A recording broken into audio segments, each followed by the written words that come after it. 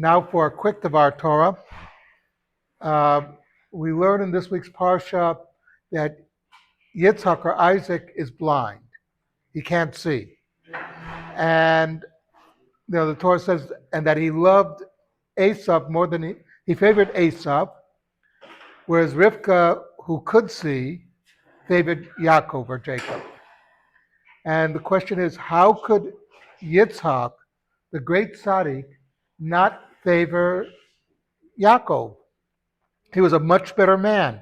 Esau had flaws that were unbelievable, yet Yitzhak didn't see them. So it's talking not just about physical blindness. He was blind to the real problems that Esau presented. It was, you might say, willful blindness. This is a very common trait. But basically what Yitzhak saw was Esau was a good provider. He was a leader. He led men. Maybe he wasn't always the best of leaders. He led them to do things that were not good, but he was at least a leader. And Yaakov was a man in the tents. He never went out.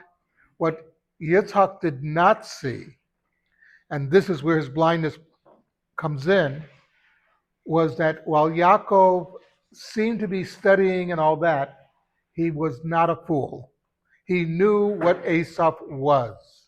He knew his brother. He knew his brother did not deserve the mantle of leadership for the Jewish people. That he was an extremely flawed individual, could not control his emotions, could not control his behavior. Later on, when Esau and Yaakov meet, and they meet, Yaakov says that in Lavan Garti, Rashi says that what Yaakov is really saying is, I lived with Lavan and I kept all the mitzvot. And Esau is upset because, Esau knew he was doing things that were wrong. Look at it, the home he grew up in was the home of Yitzhak and Rivka. So he knew what was right and wrong. And he was upset because mentally he knew what he was doing was wrong. He just couldn't control himself.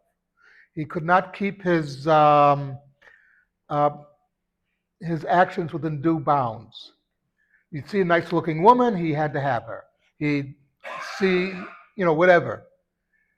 And so he was upset that he knew what he was doing was wrong, but he couldn't control himself, whereas he realized that Yaakov could control himself and that he had lived with somebody who was not a respectable person and still managed to make money and keep the mitzvot, which is a lesson to us that to be successful in business is okay, but remember that to be successful, you should keep the mitzvot. You're not here just to make money. You're here to improve the world through your actions on a small basis. Davening is important, giving tzedakah. The rest is, don't worry about the big things, worry about the little things, and the big things will take care of themselves. You still have a minion?